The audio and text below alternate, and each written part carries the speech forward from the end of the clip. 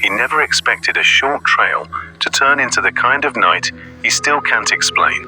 This is a true feeling story, inspired by multiple solo hiker accounts. The man, let's call him Mark, loved easy day hikes. In late summer, he drove to a well-known park, picked a simple 4-mile loop, and started out around noon. The weather was fine, the trail packed. With day hikers, it all felt safe, normal. Until it didn't. By late afternoon, most people were heading back.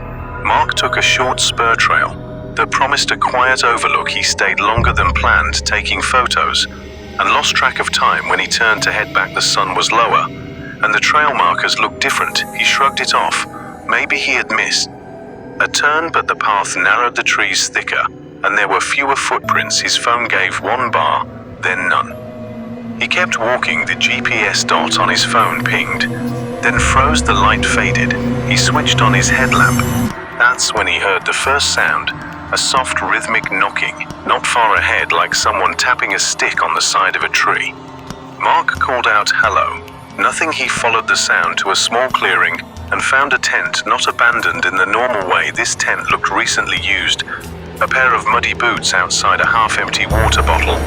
A flashlight turned on but still off. No one inside, no gear beyond the boots. The knocking stopped when he stepped into the clearing. He felt watched.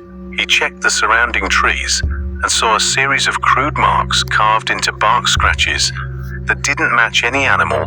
The hair on his arms rose. He told himself to pack up and go, but then he heard footsteps, slow, deliberate, coming from the trail he had used minutes earlier. There, footprints were not fresh.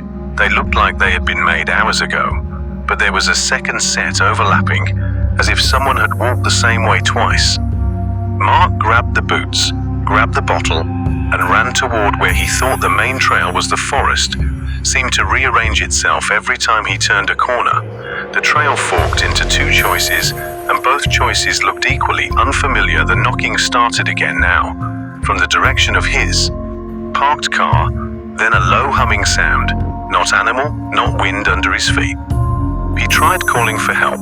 No signal. He tried retracing his steps and found the tent back at the clearing, where it should never have been. He ran until his legs burned, and when he finally broke into a service road under the dim streetlight, his lungs heaved and his watch read 3 in the morning.